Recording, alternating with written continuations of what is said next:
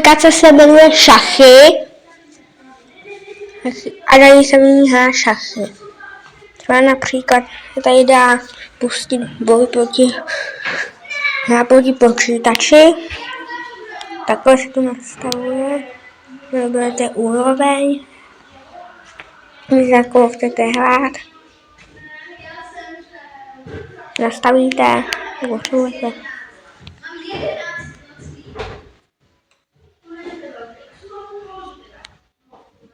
Tady si vyberete sadu. Vyberete tu někdo zničné. Ne.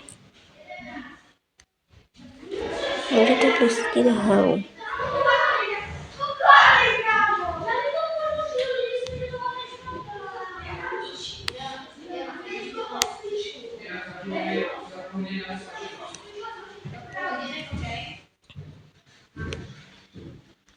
A tady to je ukáže tady lepší. Já udělám třeba tohle. A pak on půjde zase nějak zahraje a já pak na to zareaguju nějak. Třeba například takhle.